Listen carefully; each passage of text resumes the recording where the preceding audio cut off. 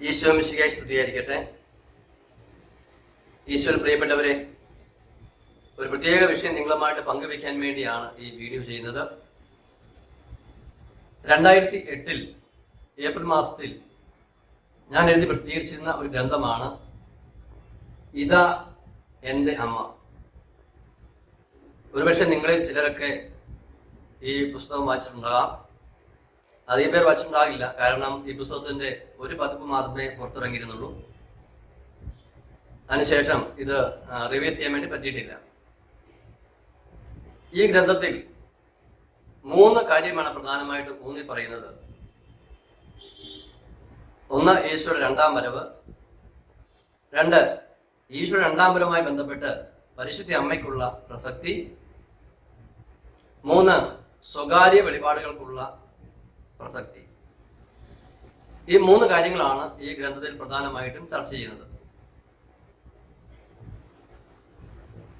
തിരുസഭയിൽ ഈ കാലഘട്ടങ്ങളിൽ കണ്ടുവരുന്ന ചില തെറ്റായ പ്രബോധനങ്ങൾ ഈ 3 വിഷയങ്ങളുമായിട്ട് ഏറെ ബന്ധപ്പെട്ടാണ് ഇരിക്കുന്നത് എന്നത് ഇപ്പോൾ നമ്മൾ പങ്കുവയ്ക്കാൻ പോകുന്ന വിഷയത്തിന്റെ പ്രസക്തി വർദ്ധിപ്പിക്കുകയാണ്. മാത്രവുമല്ല, ഇപ്പോൾ നടന്നുകൊണ്ടിരിക്കുന്ന ചില പാഷാണ്ഡതകൾ എന്ന് തന്നെ പറയുന്നതാണ് ശരിയെന്ന് തോന്നുന്നു. ആ തെറ്റുകൾ പഠിപ്പിക്കുന്നവര് ഞാൻ എഴുതിയ ഈ ഗ്രന്ഥത്തെയും അവരുടെ പഠനങ്ങളെ സാധൂകരിക്കാൻ വേണ്ടി ഉപയോഗിക്കുന്നുവെന്ന അടുത്തയിടെ ഞാൻ അറിയുകയുണ്ടായി. അതുകൊണ്ട് തന്നെ ഇപ്രകാരം ഒരു സന്ദേശം നൽകേണ്ടത് വളരെ ആവശ്യമാണെന്ന് എനിക്ക് തോന്നുകയാണ്. അല്ലെ, കത്തോലിക്ക വിശ്വാസത്തിൽ നിന്ന് വ്യതിചലിച്ച് തെറ്റായ പ്രബോധനങ്ങൾ അവതരിപ്പിക്കുന്ന ഒരു ഗ്രൂപ്പാണ് ഈ പുസ്തകം ഇപ്പോൾ തങ്ങളുടെ പഠനങ്ങൾ സാധൂകരിക്കാൻ വേണ്ടി അവർ ഉപയോഗിക്കുന്ന പുസ്തകങ്ങൾ ലിസ്റ്റിൽ ഉൾപ്പെടുത്തിയിരിക്കുന്നത്, ഈ ഗ്രന്ഥത്തിൽ ഉൾപ്പെടുത്തിയിരിക്കുന്നത് എനിക്ക് മനസ്സിലായത്. അതുകൊണ്ട് തന്നെ കത്തോലിക്ക സഭാ വിശ്വാസത്തോട് പരിപൂർണമായി അവസാനത്തെ കോമാവരെ വിശ്വസ്തത പുലർത്താൻ ആഗ്രഹിക്കുന്ന ഒരു വ്യക്തി എന്ന നിലയിൽ ആ ഗ്രൂപ്പിനോടുള്ള വലിയ വിയോജിപ്പും കത്തോലിക്ക വിശ്വാസത്തിലുള്ള ആ വിശ്വസ്തതയും ഏറ്റുപറയാൻ വേണ്ടി ഇപ്രകാരം ഒരു സന്ദേശം നൽകേണ്ടത് ആവശ്യമാണെന്ന് എനിക്ക് തോന്നി. പ്രിയമുള്ളവരെ, മുൻപ് സൂചിപ്പിച്ച 3 കാര്യങ്ങൾ: 1, ഈശോയുടെ 2ാം വരവ്. 2, പരിശുദ്ധ കന്യാമറിയത്തിന്റെ 2ാം വരവിൽ ഉള്ള പ്രസക്തി. 3, സ്വകാര്യ വെളിപാടുകൾക്ക് സഭയിലുള്ള പ്രസക്തി. ഈ 3 കാര്യങ്ങൾ ഈ കാലഘട്ടങ്ങൾ വളരെ പ്രധാനപ്പെട്ടതാണ്. കാരണം ഇതുമായി ബന്ധപ്പെട്ട് മുമ്പ് സൂചിപ്പിച്ചതുപോലെ ഒത്തിരിയേറെ തെറ്റായ പഠനങ്ങൾ പ്രചരിച്ചുകൊണ്ടിരിക്കുന്നു. പല വ്യക്തികളും ഈ തെറ്റായ പഠനങ്ങളിൽ വീണുകൊണ്ടുമിരിക്കുന്നു. വിശുദ്ധ ലൂയിസ് മോൺഫോർട്ട് പറഞ്ഞ ഒരു കാര്യം ഞാൻ ഓർമ്മിക്കുകയാണ്. അദ്ദേഹം ഒരിക്കൽ പറഞ്ഞു, സാത്താൻ ആത്മാക്കളെ തെറ്റിൽ വീഴിക്കാൻ ആഗ്രഹിക്കുമ്പോൾ ചെറിയ ചെറിയ കാര്യങ്ങളിൽ അവൻ വീഴ്ത്താൻ ശ്രമിക്കുകയില്ല, വലിയ വലിയ കാര്യങ്ങളെ വീഴ്ത്താൻ ശ്രമിക്കുകയുള്ളൂ. അത് ഉദാഹരണം പറയുകയാണ്. ഇപ്പം നമ്മുടെ നാട്ടിലെ ആ ഒരു കറൻസി വെച്ച് പറയുകയാണെങ്കിൽ, കള്ളനോട്ടടിക്കുന്ന ഒരു വ്യക്തി കള്ളനോട്ടടിക്കുമ്പോൾ ഒരിക്കലും 20 രൂപയിലോ 10 രൂപയിലോ കള്ളനോട്ടടിക്കുകയില്ല, കാരണം അയാൾക്ക് ലാഭമില്ല. കള്ളനോട്ടടിക്കുമ്പോൾ 2000 രൂപയിലും 500 രൂപയിലുമേ കള്ളനോട്ടടിക്കുകയുള്ളൂ. അതാണ് അയാൾക്ക് ലാഭം. എന്ന് പറഞ്ഞതുപോലെ സാത്താൻ ആത്മാക്കളെ വീഴ്ത്താൻ ശ്രമിക്കുമ്പോൾ അവൻ വ്യാജം പ്രവർത്തിക്കാൻ അല്ലെങ്കിൽ വ്യാജം അവതരിപ്പിക്കുമ്പോൾ അവൻ കത്തോലിക്ക സഭയിലെ 2000-ലും 500-ലുമാണ് പലപ്പോഴും അത് ചെയ്യുക. അദ്ദേഹം പറയുകയാണ്, ദിവ്യകാരുണ്യ ഭക്തിയിലും പരിശുദ്ധ കന്യകാമറിയത്തോടുള്ള ഭക്തിയിലുമാണ് സാത്താൻ വ്യാജം ചെയ്യുക. എന്ന് പറഞ്ഞു കഴിഞ്ഞാൽ, ദിവ്യകാരുണ്യവുമായി ബന്ധപ്പെട്ടും പരിശുദ്ധ കന്യകാമറിയുമായി ബന്ധപ്പെട്ടുമുള്ള പല അത്ഭുതങ്ങൾ ചെയ്തുകൊണ്ടോ അല്ലെങ്കിൽ ദിവ്യകാരുണ്യ ഈശോയുമായി ബന്ധപ്പെട്ടുള്ള ചില പ്രബോധനം നൽകിക്കൊണ്ടോ പരിശുദ്ധ അമ്മയുടെ ചിത്രത്തിൽ നിന്ന് തേൻ വരിക, അല്ലെങ്കിൽ രക്തം വരിക, അല്ലെങ്കിൽ പരിശുദ്ധ അമ്മ സന്ദേശം നൽകുന്നതായിട്ട് വരിക, ഇങ്ങനെയൊക്കെയുള്ള കാര്യങ്ങളിൽ കൂടിയാണ് സാത്താൻ ആത്മാക്കളെ വഞ്ചിക്കുക എന്ന് മിസ്റ്റർ ലൂയിസ് മോൺഫോർട്ട് പറയുന്നുണ്ട്. ഒരു കാര്യം ഓർമ്മിക്കണം, പരിശുദ്ധ കത്തോലിക്ക സഭയിൽ പരിശുദ്ധ കുർബാനയെ ബന്ധപ്പെട്ടുള്ള അത്ഭുതങ്ങൾ നടന്നിട്ടുണ്ട്. പരിശുദ്ധ അമ്മയുടെ പ്രത്യക്ഷീകരണങ്ങളും അമ്മയുമായി ബന്ധപ്പെട്ട അത്ഭുതങ്ങൾ നടന്നിട്ടുണ്ട്. വാസ്തവമായിട്ടുള്ള കാര്യങ്ങൾ അങ്ങനെയുണ്ട്. അതോടൊപ്പം തന്നെ അതിനേക്കാൾ വളരെയേറെ ഇതുമായി ബന്ധപ്പെട്ടുള്ള തെറ്റായ വ്യാജമായ കാര്യങ്ങളും നടക്കുന്നുണ്ട്. ഈ ഒരു പശ്ചാത്തലത്തിൽ വേണം നമ്മൾ ഇന്ന് കേരളത്തിൽ നടന്നുകൊണ്ടിരിക്കുന്ന പരിശുദ്ധ കന്യകാമറിയവുമായി അല്ലെങ്കിൽ മാതാവുമായി ബന്ധപ്പെട്ട കൂട്ടായ്മകൾ, മാതാവിന്റെ വിമല ഹൃദയവുമായി ബന്ധപ്പെട്ട് നൽകുന്ന പ്രബോധനങ്ങളും പ്രതിഷ്ഠകളും ഒക്കെ ബന്ധപ്പെട്ട് നൽകുന്ന ചില പ്രത്യേക ശുശ്രൂഷകളൊക്കെ നമ്മൾ പരിഗണിക്കാൻ വേണ്ടി. കത്തോലിക്കാ സഭയിലെ വളരെ പ്രധാനപ്പെട്ട ഒരു ഭക്തിയാണ് പരിശുദ്ധ അമ്മയോടുള്ള ഭക്തി എന്ന് നമുക്കറിയാം. നമ്മളുടെ ഹൃദയത്തിന്റെ ഒരു ആന്തരിക ഭാവം തന്നെയാണത്. ആദിമ സഭ മുതൽ പരിശുദ്ധ കത്തോലിക്കാ സഭ പരിശുദ്ധ അമ്മയോടുള്ള വലിയ ഭക്തി എപ്പോഴും പുലർത്തിയിട്ടുണ്ട്, ഇന്നുണ്ട്, യുഗാന്ത്യം വരെയും ഉണ്ടായിരിക്കും. എന്നാൽ ഇങ്ങനെയൊരു അവസ്ഥ നിലനിൽക്കുമ്പോൾ തന്നെ പരിശുദ്ധ അമ്മയോടുള്ള ഭക്തി വ്യതിചലിച്ച് അല്ലെങ്കിൽ പരിശുദ്ധ അമ്മയോടുള്ള ഭക്തിയെ വ്യാജമായി അവതരിപ്പിച്ചുകൊണ്ട് സാത്താൻ വെക്കുന്ന കെണി അത് കത്തോലിക്ക തിരിച്ചറിയണം. പരിശുദ്ധ അമ്മയുമായി ബന്ധപ്പെട്ട് പറയുന്നു, അല്ലെ പറയുന്ന കാര്യങ്ങൾ ചില സത്യമായിട്ടുള്ള കാര്യങ്ങളെന്ന് തോന്നുന്നു എന്ന കാരണങ്ങൾ കൊണ്ട് നമ്മൾ അതിലേക്ക് ആകർഷിക്കപ്പെടുമ്പോൾ അത് പരിശുദ്ധ കത്തോലിക്കാ സഭയുടെ വിശ്വാസത്തോട് എന്തുമാത്രം ചേർന്ന് പോകുന്നു, സഭയുടെ എന്തുമാത്രം അംഗീകാരമുണ്ട്, സഭയോടവർ എന്തുമാത്രം വിശ്വസ്ത പുലർത്തുന്നു, അനുസരണ പുലർത്തുന്നു എന്നൊക്കെ നമ്മൾ പ്രത്യേകമായിട്ട് ചിന്തിക്കേണ്ടതായിട്ടുണ്ട്. അപ്പോൾ പരിശുദ്ധ അമ്മയുമായി ബന്ധപ്പെട്ട് അല്ലെങ്കിൽ പരിശുദ്ധ അമ്മയുടെ വിമല ഹൃദയവുമായി ബന്ധപ്പെട്ട് ഒരു ഭക്തി പറഞ്ഞിരിക്കുമ്പോൾ അല്ലെങ്കിൽ ചില പ്രബോധനങ്ങൾ നൽകപ്പെടുമ്പോൾ ഉടനെ കത്തോലിക്കർ അതിലേക്ക് ചാടി വീഴാൻ വേണ്ടി പാടില്ല. രണ്ടാമത് ഉള്ള പ്രധാനപ്പെട്ട ഒരു കാര്യം ഈശോയുടെ രണ്ടാം വരവാണ്. തന്റെ സുവിശേഷത്തിൽ തന്റെ രണ്ടാം വരവിന്റെ സമയം തനിക്ക് പോലും കൃത്യമായിട്ട് അറിഞ്ഞുകൂടാ എന്ന് ഈശോ അവിടെ പറഞ്ഞു വെക്കുന്നു. ആ ഒരു വചനം അങ്ങനെ നിലനിൽക്കവേ കൃത്യമായി ഈശോ രണ്ടാം വരവിന്റെ സമയം ആഗതമായി, അല്ലെ അതുമായി ബന്ധപ്പെട്ട കാര്യങ്ങൾ കൃത്യമായിട്ട് പറഞ്ഞുകൊണ്ട് ഈശോ രണ്ടാം വരവിന് വളരെ സമീപത്ത് നടക്കുന്നു എന്ന രീതിയിൽ അല്ല അങ്ങനെ അതുമായി പ്രത്യേക കാര്യങ്ങൾ പഠിപ്പിച്ചുകൊണ്ടുള്ള ചില പ്രബോധനങ്ങൾ, അതിനകത്ത് അതിൻ്റെയും വ്യാജം നമ്മൾ തിരിച്ചറിയണം. ഇപ്പൊ ഈശോയുടെ കാരണം ഈശോ തന്റെ രണ്ടാം വരവുമായി ബന്ധപ്പെട്ട് ചില കാര്യങ്ങൾ പറഞ്ഞിട്ട് ഒരു കാര്യം പറഞ്ഞിരിക്കുന്നത് ഈ രണ്ടാം വരവുമായി ബന്ധപ്പെട്ട് തന്നെ ചില തെറ്റായ പ്രബോധനങ്ങളും ജീവിതശൈലികളും രൂപപ്പെടും എന്നത് തന്നെയാണ്. സഭാചരിത്രം പഠിച്ചിട്ടുള്ളവർക്കറിയാം, കത്തോലിക്കാ സഭയിലും സഭയ്ക്ക് പുറത്തും ആദിമസഭ മുതൽക്ക് തന്നെ പല പ്രാവശ്യം അനേക വ്യക്തികളെ ഈശോ രണ്ടാം വരവ് ആസന്നമായി അല്ല ഇപ്പോൾ സംഭവിക്കും, ഉടൻ സംഭവിക്കും എന്ന രീതിയിലൊക്കെ സംസാരിക്കുകയും പ്രവചിക്കുകയൊക്കെ ചെയ്തിട്ടുണ്ട്. അതെല്ലാം പരാജയപ്പെട്ടിട്ടുണ്ട്. അതുകൊണ്ട് ഈശോയുടെ കാലത്തിന്റെ അടയാളങ്ങൾ എന്ന് പറഞ്ഞുകൊണ്ട് ഈശോയുടെ രണ്ടാം വരവ് ഉടനെ സംഭവിക്കും എന്ന രീതിയിലുള്ള പല പ്രത്യേകിച്ച് നമ്മളുടെ ചുറ്റുപാട് നടക്കുന്ന പല സംഭവവികാസങ്ങളൊക്കെ എടുത്തു കാണിച്ചുകൊണ്ട് ഇത് കൃത്യമായിട്ട് നോക്കുക, ഇത് രണ്ടാം വരവിന്റെ ഇത് അടയാളമാണെന്നൊക്കെ പറഞ്ഞ് കാലത്തിന്റെ അടയാളങ്ങളാണെന്ന് പറഞ്ഞുകൊണ്ട് അവതരിപ്പിക്കുമ്പോൾ അവിടെയും മുമ്പ് പറഞ്ഞതുപോലെ ഈശോയ്ക്ക് പോലും അറിയില്ല എന്ന ഈശോ പറഞ്ഞു വെച്ചിരിക്കുന്ന ആ വചനത്തെ വളരെ വളരെ ലാഘവത്വത്തോടെ കൈകാര്യം ചെയ്യുന്ന നിലപാടുകൾ, അതിലെയും വ്യാജം നമ്മൾ തിരിച്ചറിയണം. പ്രിയമുള്ളവരെ, നമ്മൾ കത്തോലിക്ക വിശ്വാസികളായിരിക്കുമ്പോൾ കത്തോലിക്ക സഭയുടെ പ്രബോധനം നമ്മൾ ഈ കാര്യത്തിൽ ശ്രദ്ധിക്കണം. കത്തോലിക്ക സഭയുടെ മതബോധന ഗ്രന്ഥ നമ്പർ 673, 674 ഖണ്ഡികൾ ശ്രദ്ധിച്ചാൽ ശരിക്കും അത് മനസ്സിലാവും. കാരണം ഈശോ സുവിശേഷത്തിൽ പറഞ്ഞു വെച്ചിരിക്കുന്ന ചില കാര്യങ്ങൾ ഇനിയും പൂർത്തിയാകാതിരിക്കുന്നതേ ഉള്ളൂ. ഉദാഹരണത്തിന് ഇസ്രായേലിന്റെ മനസാന്തരം, യഹൂദമതം യേശുക്രിസ്തുവിനെ രക്ഷകനായിട്ടുള്ള അംഗീകരണം, പിന്നെ രാജ്യത്തെ സുവിശേഷം ലോകമെങ്ങും എത്തിച്ചേരുക എന്നുള്ള കാര്യങ്ങളൊക്കെ അങ്ങനെ പ്രധാനപ്പെട്ട ചില കാര്യങ്ങൾ സംഭവിക്കാതിരിക്കുന്നതേ ഉള്ളൂ. അങ്ങനെ ഇരിക്കെ അടുത്ത ദിവസം അല്ലെങ്കിൽ വരുന്ന മാസം പിറ്റേ വർഷം ഈശോ രണ്ടാമത് വരുമെന്ന രീതിയിലേക്കുള്ള ആ പ്രചരണം അത് അടിസ്ഥാന രഹിതമാണ്.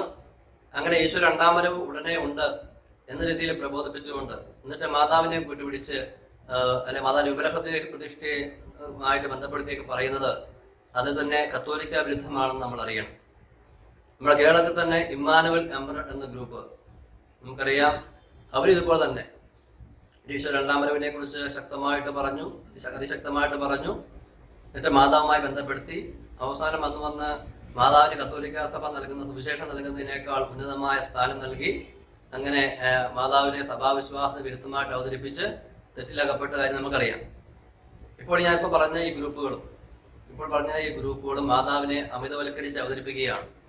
പരിശുദ്ധ ത്രിത്വത്തിലെ ഒരു വ്യക്തിയെ പോലെയൊക്കെ മാതാവിനെ അവതരിപ്പിച്ച്, പ്രത്യേകിച്ച് ജ്ഞാനം, ദൈവത്തിന്റെ ജ്ഞാനം ഒരു വ്യക്തിയായിട്ട് അവതരിച്ചതാണ് പരിശുദ്ധ കന്യാമറി എന്നൊക്കെ പറഞ്ഞുകൊണ്ട് അങ്ങനെ തെറ്റായ രീതിയിലുള്ള പഠനം നടത്തിക്കൊണ്ട് ഈ അനേക വിശ്വാസികൾക്ക് ഒരു ഇടർച്ച ഉതപ്പുണ്ടായിക്കൊണ്ടിരിക്കുകയാണ്. പ്രിയപ്പെട്ട കത്തോലിക്ക വിശ്വാസികളെ, ഇത് കണ്ടു കഴിയുമ്പോൾ, പ്രത്യേകിച്ച് നേരത്തെ പറഞ്ഞതുപോലെ പരിശുദ്ധ അമ്മ കത്തോലിക്ക സഭയിലെ പ്രധാനപ്പെട്ട വിശ്വാസ വിഷയമാണ്. ഈശോ രണ്ടാം വരവ് പ്രധാനപ്പെട്ട വിശ്വാസ വിഷയമാണ്. ഇപ്പൊ കത്തോലിക്ക സഭ ഈ വിഷയങ്ങൾ പഠിപ്പിക്കുന്നതുകൊണ്ട് ഇതുമായി ബന്ധപ്പെട്ട ചില കാര്യങ്ങൾ കുറച്ച് തീക്ഷ്ണമായി ചില പുറത്ത് നടന്നുകൊണ്ടിരിക്കുന്ന ചില സംഭവവികാസങ്ങൾ ബന്ധപ്പെടുത്തി ഇത് വ്യാഖ്യാനിച്ചു കഴിയുമ്പോൾ ഇത് സത്യമാണെന്ന് വിശ്വസിച്ച് അതിലേക്ക് വീണു പോകാതിരിക്കും പ്രത്യേകമായിട്ട് നമ്മൾ ശ്രദ്ധിക്കേണ്ടതായിട്ടുണ്ട്. കുറച്ചധികം പേര് ഒരുപക്ഷെ കരിസ്മാറ്റിക് നവീകരണ മേഖലകളൊക്കെ ബന്ധപ്പെട്ട പലരും ഇതുമായിട്ട് ഇപ്പോൾ ഇങ്ങനെ ഈ ഒരു വീഴ്ചയിലേക്ക് വന്നുകൊണ്ടിരിക്കുകയാണ്. തീർച്ചയായിട്ടും കത്തോലിക്ക സഭയെക്കുറിച്ചോ സഭാപ്രബോധനങ്ങളെക്കുറിച്ചോ നവീകരണ മേഖലയിൽ നിന്ന് ആഴമേറിയ പഠനങ്ങൾ ലഭിക്കാതിരുന്നത് ഈ കാര്യത്തിൽ ഈ വീഴ്ചയ്ക്ക് ഒരു വലിയ കാരണമാണെന്ന് ഏതാണ്ട് പറയാവുന്നതാണ്. ഇതുമായി അങ്ങോട്ട് മൂന്നാമത് പറയാവുന്നത് സ്വകാര്യ വെളിപാടുകളെ കുറിച്ചാണ്. കത്തോലിക്ക സഭയിൽ രണ്ടു തരം വെളിപാടുകളുണ്ട്. പരസ്യ വെളിപാടും സ്വകാര്യ വെളിപാടും എന്നീ രണ്ട് വെളിപാടുകളുണ്ട്. വെളിപാട് പുസ്തകത്തോടുകൂടി നമുക്ക് ലഭിച്ചിരിക്കുന്ന, അല്ലെങ്കിൽ വെളിപാട് പുസ്തകത്തിൽ അവസാനിച്ചിരിക്കുന്ന, വിശുദ്ധ ഗ്രന്ഥത്തിൽ അവസാനിച്ചിരിക്കുന്ന വെളിപാടിനെയാണ് പരസ്യ വെളിപാട് അല്ലെങ്കിൽ പൊതു വെളിപാടെന്ന് പറയുന്നത്. അതേതാണ്ട് വിശുദ്ധ ഗ്രന്ഥത്തിലും വിശുദ്ധ പാരമ്പര്യത്തിലുമാണ് ഈ പൊതു വെളിപാട് കിടക്കുന്നതെന്ന് പറയാം. സഭയുടെ പ്രബോധനം അനുസരിച്ച് ഈശോ രണ്ടാമത്തെ വരവ് വരെ ഇനി ഒരു പൊതു വെളിപാട് ഉണ്ടായിരിക്കുകയില്ല. എന്നാൽ ഈ പൊതു വെളിപാടിനെ കാലാകാലങ്ങളിൽ കൂടുതൽ വ്യക്തമായി മനസ്സിലാക്കാൻ വേണ്ടി ചില സ്വകാര്യ വെളിപാടുകൾ സഭ അനുവദിക്കാറുണ്ട്. സഭയിൽ സംഭവിക്കാറുണ്ട്. അല്ലെങ്കിൽ ലോകത്തിൽ ദൈവം അങ്ങനെ അനുവദിക്കാറുണ്ട്. അതായത് പരസ്യ വെളിപാടിലെ ചില കാര്യങ്ങൾ ലോകത്തിന്റെ ചില പ്രത്യേക ഗതിയുമായി ബന്ധപ്പെട്ട്, അല്ലെങ്കിൽ ലോകത്തിന്റെ പോക്കുമായി ബന്ധപ്പെട്ട് ഈ പരസ്യ വെളിപാട് ചിലപ്പോൾ മറന്നു പോകുമ്പോൾ, അതിലൊരു പുക വന്ന് വീണ് കൂടുതൽ വ്യക്തമല്ലാത്ത അവസ്ഥയിൽ, അല്ലെങ്കിൽ അത് കൂടുതൽ വ്യക്തമായി റിവീൽ ചെയ്യപ്പെടേണ്ട സാഹചര്യം വന്നു കഴിയുമ്പോൾ ദൈവം ചില സ്വകാര്യ വെളിപാടുകൾ അനുവദിക്കാറുണ്ട്. നമുക്കറിയാവുന്നതുപോലെ ഫാത്തിമ, ലൂർദ് അങ്ങനെയുള്ള സ്ഥലങ്ങളിലേക്ക് സ്വകാര്യ വെളിപാടുകൾ സഭ അംഗീകരിച്ചവയാണ്. എങ്കിലും സഭ പഠിപ്പിക്കുന്നത് ഇങ്ങനെ സഭ അംഗീകരിച്ച ഈ സ്വകാര്യ വെളിപാടിലെ കാര്യങ്ങൾ പോലും കത്തോലിക്ക വിശ്വാസികൾ ആത്മരക്ഷയ്ക്ക് വേണ്ടി വിശ്വസിക്കണം നിർബന്ധമില്ല. വേണമെങ്കിൽ സ്വീകരിക്കാതിരിക്കാം, പക്ഷെ ഇതിനെ നിരാകരിക്കരുതെന്ന് മാത്രം. അതേസമയം തന്നെ ഇതുപോലെ ഈ സ്വകാര്യ വെളിപാടുകൾ എന്ന രീതിയിൽ മാതാവിന്റെ, ഈശോയുടെ, വിശുദ്ധരുടെയും ഒക്കെ ഒത്തിരിയേറെ ഈ വെളിപാടുമായി ബന്ധപ്പെട്ട കാര്യങ്ങൾ സഭയിൽ സംഭവിച്ചിട്ടുണ്ട്. അല്ല, അതിൽ ഭൂരിപക്ഷം സഭ നിരാകരിക്കുകയാണ് ചെയ്തിട്ടുള്ളത്. കാരണം ഒത്തിരിയേറെ പഠനങ്ങൾക്ക് ശേഷം കൃത്യമായിട്ട് അത് സഭാത്മകമാണെന്ന് തെളിയിക്കപ്പെടാത്തത് കൊണ്ട് അവയെല്ലാം നിരാകരിക്കുകയാണ് ചെയ്തിട്ടുള്ളത്. ഇപ്പോൾ ഒത്തിരി വിശ്വാസികളെ പലപ്പോഴും അവര് സ്വീകരിച്ചുകൊണ്ടിരിക്കുന്ന മരിയ വാർത്തത്തിന്റെ ദൈവമനുഷ്യന്റെ സ്നേഹഗീതം, വാസ്റ്റാർ റീഡിന്റെ ഈശോയുടെ യഥാർത്ഥ ജീവിതം, പിന്നെ എന്താണ് ഫാദർ സ്റ്റെഫാനോ ഗോപിയുടെ നമ്മുടെ ദിവ്യനാഥ വൈദ്യരോട് സംസാരിക്കുന്നു, പിന്നെ ഈ അടുത്ത കാലത്ത് ഒത്തിരിയേറെ പേര് കേൾക്കുന്ന ബുക്ക് ഓഫ് ട്രൂത്ത്. ഇതൊന്നും സഭ അംഗീകരിച്ച ഗ്രന്ഥങ്ങളല്ല. പ്രത്യേകിച്ച് അവസാനം പറഞ്ഞ പുസ്തകങ്ങളൊക്കെ ആണെങ്കിൽ തികച്ചും സഭാവിരുദ്ധമായ ഒരു ഗ്രന്ഥം കൂടിയാണ്. എന്നാൽ ഈ ഗ്രന്ഥങ്ങളൊക്കെ ഈശോയുടെയും മാതാവിന്റെയും ഒക്കെ സന്ദേശങ്ങൾ, അല്ലെ ഈശോയെ മാതാവ് സംസാരിക്കുന്ന രീതിയിലുള്ള കാര്യങ്ങൾ കാണപ്പെടുന്നത് കൊണ്ട് ഇവയെല്ലാം വളരെ വിശ്വാസയോഗ്യമായി, അല്ലെങ്കിൽ വിശുദ്ധ ബൈബിളിനെ പോലെയും സഭാ പ്രബോധനങ്ങളെ പോലെയും ഒക്കെ വിശ്വാസികൾ സ്വീകരിക്കുന്ന ഒരവസ്ഥ ഇപ്പോൾ സംജാതമായിരിക്കുകയാണ്. സഭ അംഗീകരിക്കാത്ത, കത്തോലിക്ക സഭ ഔദ്യോഗികമായി അംഗീകരിക്കാത്ത ഒരു സ്വകാര്യ വെളിപാടും വിശ്വാസികൾ സ്വീകരിക്കരുത്. അത് അതിനാൽ തന്നെ അവരെ കത്തോലിക്ക വിശ്വാസത്തിൽ വേർപെടുത്തും. കത്തോലിക്ക സഭ അംഗീകരിച്ച സ്വകാര്യ വെളിപാട് പോലും കത്തോലിക്ക വിശ്വാസികൾ സ്വീകരിക്കണം നിർബന്ധമില്ല, അത് നിരാകരിക്കാതിരുന്നാൽ മതി. ഇതാണ് സത്യമെന്നിരിക്കെ ഈ കാലഘട്ടങ്ങളിൽ വിശുദ്ധ ബൈബിളിനേക്കാളും വിശുദ്ധ പാരമ്പര്യത്തെക്കാളും സഭയുടെ പ്രബോധനാധികാരത്തെക്കാളും ഉപരി സ്വകാര്യ വെളിപാടുകൾക്ക് പ്രസക്തി, അല്ലെങ്കിൽ സ്വകാര്യ വെളിപാടുകൾക്ക് കൂടുതൽ ശ്രദ്ധ നൽകുന്ന ഒരു അവസ്ഥ ഇപ്പോൾ കേരള സഭയിൽ, അല്ലെങ്കിൽ ലോകത്ത് തന്നെ കത്തോലിക്ക സഭയിൽ കുറച്ചധികം വർദ്ധിച്ചുകൊണ്ടിരിക്കുകയാണ്. ഇത് വളരെ അപകടകരമായ രീതിയിലുള്ള ഒരു പോക്കാണ്. തൊട്ടുമുമ്പ് സൂചിപ്പിച്ചതുപോലെ ഈശോയെ സ്നേഹിക്കുന്നു, ബൈബിളിനെ സ്നേഹിക്കുന്നു എന്നൊക്കെ അതൊക്കെ ചെയ്യുന്നുണ്ട്. എന്നാൽ തിരുസഭയും സഭാപ്രബോധനങ്ങളെയും അത് ഗൗരവമായിട്ട് സ്വീകരിക്കണമെന്ന് പഠിക്കാത്തതുകൊണ്ടുമാണ് ഇത്രയേറെ വലിയ വീഴ്ചകൾ സംഭവിച്ചുകൊണ്ടിരിക്കുന്നതെന്ന് എടുത്തു പറയേണ്ട കാര്യം തന്നെയാണ്. ഇനിയെങ്കിലും നമ്മളുടെ ശുശ്രൂഷാ മേഖലകളിൽ കത്തോലിക്ക സഭയെക്കുറിച്ചും സഭയുടെ ഔദ്യോഗിക പ്രബോധനങ്ങളെക്കുറിച്ചും അവയുടെ പ്രസക്തിയെക്കുറിച്ചും ഒക്കെ വളരെ ശക്തമായി പ്രഘോഷിക്കാൻ വചനപ്രഘോഷകര് ശ്രദ്ധിക്കേണ്ടതിന്റെ ഒരു ആവശ്യകതയാണ് ഇത് എടുത്തു കാട്ടുന്നത്. ഇപ്പൊ 3 കാര്യങ്ങൾ പറഞ്ഞു. ഒന്ന്, പരിശുദ്ധ അമ്മ. ഇപ്പൊ പരിശുദ്ധ അമ്മയെ കത്തോലിക്ക സഭ എങ്ങനെ കാണണമെന്ന് നമ്മൾ ആവശ്യപ്പെട്ടിട്ടുണ്ടോ അങ്ങനെ മാത്രമേ അത് കാണാവൂ. അതിനപ്പുറത്തേക്ക് നമ്മൾ അമ്മയോട് കാട്ടുന്ന ഭക്തി എന്ന് വിചാരിക്കുന്ന കാര്യങ്ങൾ അത് ക്രമേണ ഒരു വിഗ്രഹാരാധനയിലേക്ക് പോലും വരാനുള്ള സാധ്യതയുണ്ട്, നമ്മൾ പോലും അറിയാതെ. പ്രത്യേകിച്ച് ഇപ്പോൾ പറയുന്ന ഈ മാതാവുമായി ബന്ധപ്പെട്ട് തെറ്റായ പ്രബോധനം നടത്തുന്നവര് വാസ്തവത്തിൽ വിഗ്രഹാരാധനയിലേക്കാണ് പോയിക്കൊണ്ടിരിക്കുന്നത്. രണ്ടാമത്തത്, കാലത്തിന്റെ അടയാളങ്ങളുമായി ബന്ധപ്പെട്ടുകൊണ്ട് ഈശോ രണ്ടാം വരവിനെ പ്രത്യേകമായിട്ട് പ്രബോധിപ്പിക്കുന്ന ചില പഠനങ്ങൾ. അവിടെ അതിന്റെ അപകടം നമ്മൾ പറയുകയുണ്ടായി. തീർച്ചയായിട്ടും ഈശോ രണ്ടാമത് വരും. തീർച്ചയായിട്ടും ഈശോ വചനം പറയുന്ന പോലെ ഈശോ വീണ്ടും വരും. അത് വചനത്തിൽ ആവർത്തിച്ച് പറയുന്നുണ്ട്, സഭ പഠിപ്പിക്കുന്നുമുണ്ട്. നമ്മൾ ആ രണ്ടാം വരവിലേക്ക് നമ്മൾ കൂടുതൽ അടുത്തുകൊണ്ടിരിക്കുകയാണെന്നത് സത്യമാണ്. എന്നാൽ അതിന്റെ കൃത്യമായ സമയമുള്ള അടുത്ത് വന്നിരിക്കുന്നു. ഇപ്പോൾ നടന്നുകൊണ്ടിരിക്കുന്ന ചില കാര്യങ്ങൾ കൃത്യമായിട്ട് അതിന്റെ തെളിവുകളാണെന്നൊക്കെ നിരത്തുന്ന അവാദഗതികൾ, അത് വളരെ തെറ്റായ നിലപാടുകളാണ് നമ്മൾ തിരിച്ചറിയണം. ഇത്തരം ഗ്രൂപ്പുകളിൽ അംഗത്വം നമ്മൾക്ക് ഇപ്പോൾ ഉണ്ടെങ്കിൽ ഒരുപക്ഷെ അറിയാതെ പ്രവേശിച്ചു പോയതായിരിക്കും. പിന്നീട് ഈ പ്രബോധനം എല്ലാം കേട്ട് ഇത് ശരിയാണെന്ന് നമ്മൾ സത്യവിശ്വാസം അറിയത്തില്ലാത്തത് കൊണ്ട് ഈ തെറ്റായ അപക്വമായ വിശ്വാസം സത്യവിശ്വാസമാണ് തിരിച്ച് പോയതായിരിക്കും. മൂന്നാമത്, സ്വകാര്യ വെളിപാടുകൾ തിരുസഭയെ സംബന്ധിച്ച് വളരെ പ്രസക്തമായ കാര്യമല്ല. അത് നമ്മൾ പ്രത്യേകമായി തിരിച്ചറിയണം.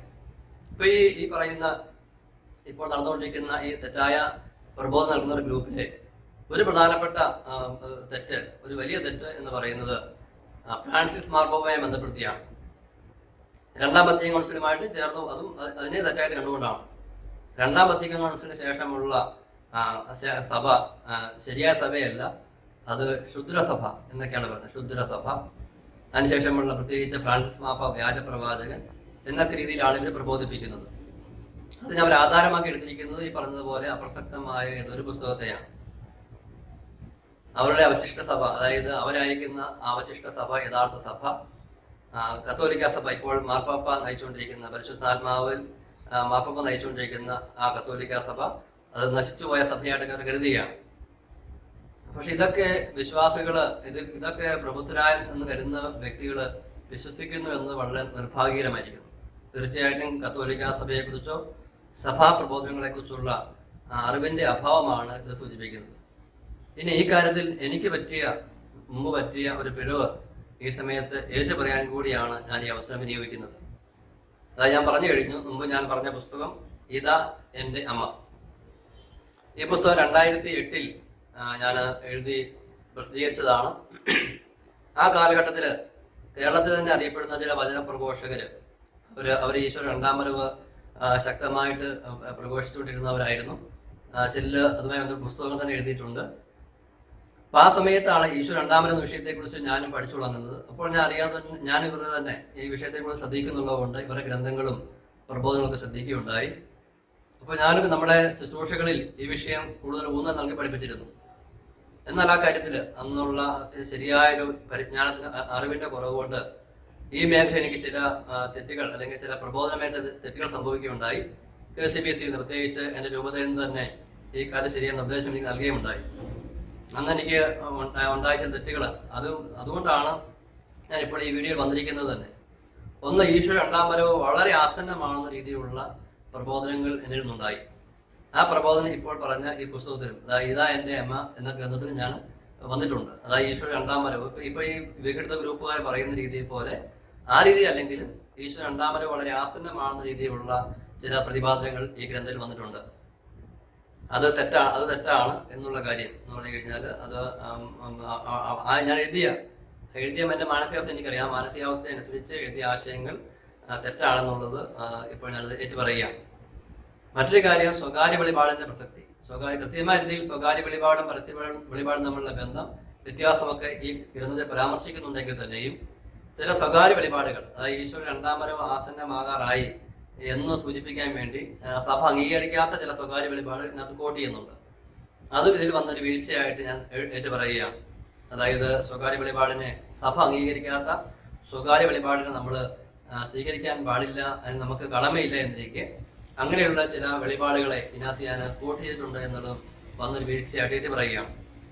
മൂന്നാമത്തെ കാര്യം അത്ര വലിയ അപകടമില്ല, എങ്കിലും ഈ പുസ്തകത്തിൽ ഈ രണ്ടാം വരവുമായി ബന്ധപ്പെട്ട് പരിശുദ്ധ അമ്മയ്ക്ക് ഒരു അമിതമായ ഊന്നൽ, ഈ പറയുന്ന ഗ്രൂപ്പുകൾ നൽകുന്ന അത്രയില്ല, എങ്കിൽ തന്നെ ഒരു കുറച്ചൊക്കെ അമിതമായ ഊന്നൽ ഈ പുസ്തകം നൽകിയിട്ടുണ്ട് എന്ന കാര്യവും പ്രത്യേകമായിട്ട് ഓർമ്മിക്കുകയാണ്.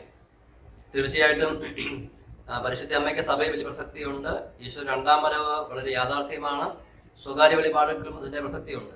എങ്കിൽ തന്നെ നമ്മളിതിനെ പരിധി കടന്നതിനെ മനസ്സിലാക്കാൻ വേണ്ടിയും വിശദീകരിക്കാൻ വേണ്ടി പാടില്ല. ആ കാര്യത്തിൽ എനിക്കൊരു വീഴ്ചക്കാലത്ത് വന്നിട്ടുണ്ട്. അതുകൊണ്ട് തന്നെയാകണം ഈ ഗ്രൂപ്പ് തങ്ങളുടെ ആശയങ്ങൾ പ്രചരിപ്പിക്കാൻ വേണ്ടി പല പുസ്തകങ്ങൾ സെലക്ട് ചെയ്തപ്പോൾ ഈ പുസ്തകം അവർ സ്വീകരിച്ചത്. എന്തായാലും ഈ പുസ്തകം ഞാൻ വളരെ പരസ്യമായിട്ട് തന്നെ ഈ പുസ്തകം പിൻവലിക്കുകയാണ്. കാരണം ഇതിന്റെ ആശയങ്ങൾ സഭയ്ക്ക് ആവശ്യമുള്ള കാര്യങ്ങൾ തന്നെ, എങ്കിലും ഇത് റിവൈസ് ചെയ്ത് വരേണ്ടതായിട്ടുള്ളത് കൊണ്ട് ഈ പുസ്തകം പരസ്യമായിട്ട് പിൻവലിക്കുകയാണ്. അതിനുശേഷം ഇത് റിവൈസ് ചെയ്ത് ഈ പുസ്തകം പുറത്തു വരും. അതുകൊണ്ട് ഈ ഗ്രന്ഥം, അതായത് ഇതാ എൻ്റെ അമ്മ എന്ന പേരിൽ ഈ ഗ്രന്ഥം ഉപയോഗിച്ചുകൊണ്ട് ആരെങ്കിലും നിങ്ങളെ കത്തോലിക്ക വിശ്വാസമാണെന്ന് രീതി പഠിപ്പിക്കാൻ വന്നു കഴിഞ്ഞാൽ, പ്രത്യേകിച്ച് ഞാനിത് പുസ്തകം എന്ന രീതിയിൽ പഠിപ്പിക്കാൻ വന്നു കഴിഞ്ഞാൽ, അത് നിങ്ങൾ ഈ വീഡിയോയിൽ പറഞ്ഞ കാര്യങ്ങൾ നിങ്ങൾ പ്രത്യേകമായിട്ട് ശ്രദ്ധിച്ച് അതനുസൃതമായിട്ട് ഇത് സ്വീകരിക്കാൻ പാടുള്ളൂ. ഇത് ഞാൻ തൽക്കാലത്ത് ഇത് പിൻവലിച്ചിട്ട് റിവൈസ് ചെയ്യാൻ വേണ്ടി ഇപ്പോൾ ആഗ്രഹിക്കുന്ന പുസ്തകമാണ് പ്രത്യേകമായിട്ട് എടുത്തു പറയുകയാണ്.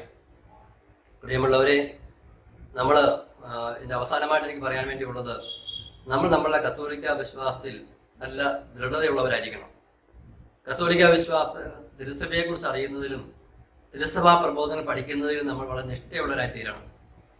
ISS മിനിസ്ട്രി അത് സ്ഥാപിതമായ കാലം മുതൽ, ദൈവസഭയിൽ ആ ശുശ്രൂഷ നൽകിയ കാലം മുതൽ ഈ കത്തോലിക്ക സഭാ വിശ്വാസത്തെ കൂടുതലായി മനസ്സിലാക്കാൻ വേണ്ടിയും പഠിപ്പിക്കാൻ വേണ്ടിയും പ്രതിജ്ഞാബദ്ധമാണ്. പരിശുദ്ധാത്മാവ് ആ രീതിയിലുള്ള ഒരു അഭിഷേകമാണ് മിനിസ്ട്രിക്ക് നൽകിയിരിക്കുന്നത്. ഞങ്ങൾ തന്നെ കൂടുതൽ കാര്യം പഠിച്ചുകൊണ്ടിരിക്കുന്നു. കൂടുതൽ അത് ആഴത്തിൽ സഭയുടെ ഹൃദയത്തിലേക്ക് ഒന്നായെന്നുകൊണ്ട് ഇത് ജീവിക്കാൻ വേണ്ടി പഠിപ്പിക്കാൻ വേണ്ടി ആഗ്രഹിക്കുകയാണ്. ആ പശ്ചാത്തലത്തിൽ സഭയെ ഏർപ്പെടുത്തുന്ന സഭാവിശ്വാസികൾക്ക് വിശ്വാസക്ഷതം വരുത്തുന്ന മുമ്പ് പറഞ്ഞ രീതിയിലുള്ള തെറ്റായ പ്രബോധനം കണ്ടു കഴിയുമ്പോൾ അതിനെ വിശ്വാസികൾക്ക് മനസ്സിലാക്കി കൊടുക്കേണ്ടത് നമ്മളെ കത്തോലിക്ക വിശ്വാസി എന്ന നിലയിലുള്ള കടമയാണെന്ന് പ്രത്യേകമായിട്ട് പറയാൻ ആഗ്രഹിക്കുകയാണ്. തീർച്ചയായിട്ടും മുമ്പ് പറഞ്ഞ ആ ഗ്രൂപ്പുകളെ കുറിച്ചോ ആ ഗ്രൂപ്പുകളുടെ വ്യക്തികളോടോ ഗ്രൂപ്പിലുള്ള ഒരു വ്യക്തിയോടും അവരോടൊന്നും ഉള്ളിൽ യാതൊരു രീതിയിലുള്ള വെറുപ്പോ വിദ്വേഷമോ നമുക്കില്ല. അവർ പോലും അറിവില്ലാതെയാണ് കത്തോലിക്ക സഭയെക്കുറിച്ചും സഭാ പ്രബോധനങ്ങളെക്കുറിച്ചും ഉള്ള ആധ്യാത്മിക ജീവിതത്തെക്കുറിച്ചും അറിവില്ലായ്മ കൊണ്ട് ഇങ്ങനെ തെറ്റിലാകപ്പെട്ടാണ് നമുക്ക് നല്ല ബോധ്യമുണ്ട്. നമുക്ക് ഈ കാര്യത്തിലുള്ള മിനിസ്ട്രിക്ക് ഇക്കാര്യത്തിൽ പ്രത്യേകമായ ഒരു ആഗ്രഹം, സഭയുടെ ഔദ്യോഗിക തലങ്ങളിൽ നിന്ന് ഈ ഗ്രൂപ്പിലുള്ള വിശ്വാസികളോട് പ്രത്യേകമായിട്ട് നേരിട്ടൊരു സമ്പർക്കമുണ്ടായി അവരെ കാര്യമായിട്ട് പരിഗണിച്ച് അവരെന്ത് പറയാൻ വേണ്ടി ആഗ്രഹിക്കുന്നു, എന്തൊക്കെയാണ് എന്തൊക്കെയാണ് പഠനങ്ങൾ, എന്തൊക്കെ ഉദ്ദേശിക്കുന്നത്, അത് അവരെ ശരിക്കും ശ്രമിക്കുകയും സമയം കൊടുത്ത് അവരെ പഠിക്കുകയും വളരെ സ്നേഹപൂർവമായ രീതിയിൽ അവരെ തിരുത്തുകയും അങ്ങനെ അവരെ തികച്ച് സഭാത്മകരാക്കി സഭയുടെ സ്വന്തമാക്കി തീർക്കുകയും ചെയ്യണമെന്നാണ് മിനിസ്ട്രിക്ക് പ്രത്യേകമായിട്ടുള്ള ആഗ്രഹം. ഒരു കാരണവശാലും പരുഷ്യമായ വാക്കുകൾ കൊണ്ടോ തെറ്റായ നിലപാടുകൾ കൊണ്ടോ അല്ലെങ്കിൽ അവരെ വിധിക്കുന്ന രീതിയിലുള്ള പ്രവൃത്തി കൊണ്ടോ ഒന്നും ഒരിക്കലും സഭയ്ക്ക് പുറത്തു പോകാൻ വേണ്ടിയിട്ട് ഇടയാകരുത്. മറിച്ച് അവരുടെ അജ്ഞത പരിഗണിച്ചുകൊണ്ട് അല്ലെങ്കിൽ അവരുടെ ആത്മാർത്ഥതയൊക്കെ പരിഗണിച്ചുകൊണ്ട് അവർ എത്രയും പെട്ടെന്ന് തന്നെ ഒട്ടും താമസിയാതെ തന്നെ ഉചിതമായ നടപടികളിലൂടെ അവരെ കത്തോലിക്ക സഭയിലേക്ക് ചേർന്ന് നിർത്തണം എന്നാണ് ISS മിനിസ്ട്രിയുടെ ആഗ്രഹം. പ്രിയമുള്ളവരെ, ഈ വീഡിയോ കേൾക്കുന്ന നിങ്ങൾ ഈ കേട്ട കാര്യങ്ങൾ അതിൻ്റെ ഒരു പശ്ചാത്തലത്തിൽ മുമ്പ് പറഞ്ഞ രീതിയിലുള്ള തെറ്റായ പ്രബോധനങ്ങളൊന്നും ഒഴിവാക്കി നിൽക്കുക. സഭയോടും സഭാ പ്രബോധനങ്ങളോടും വളരെ വിശ്വസ്തത പാലിക്കാൻ പ്രത്യേകമായിട്ട് ശ്രദ്ധിക്കുക. ഈ പ്രത്യേകിച്ച് ഇങ്ങനെ ഈ തെറ്റായ പ്രബോധനം പോകുന്ന വ്യക്തികൾക്ക് വേണ്ടി തീക്ഷ്ണമായിട്ട് പ്രാർത്ഥിക്കുക. അവർ സഭയിലേക്ക് തിരിച്ചു വരാൻ വേണ്ടിയും സഭയ്ക്ക് വേണ്ടി ശക്തമായി നിലകൊള്ളാൻ വേണ്ടി നമുക്ക് തീക്ഷ്ണമായിട്ട് പ്രാർത്ഥിക്കാം. നമുക്ക് നമ്മളെ തന്നെ ഈ വിശ്വാസപരമായ കാര്യങ്ങളിൽ വീണു പോകാതിരിക്കുവാൻ ദൈവത്തിൻ്റെ സംരക്ഷണം തേടാം. പരിശുദ്ധ അമ്മയുടെ പ്രത്യേകമായ മധ്യസ്ഥം നമുക്ക് തേടാം. അതോടൊപ്പം തന്നെ ഈ പോയ സഹോദരങ്ങൾക്ക് വേണ്ടി ആത്മാർത്ഥമായിട്ട് പ്രാർത്ഥിക്കുകയും ചെയ്യുക. ദൈവം നമ്മളെ സമൃദ്ധമായി അനുഗ്രഹിക്കട്ടെ. ആമേൻ. ഈശോ മിശിഹായ്ക്ക് സ്തുതിയായിരിക്കട്ടെ.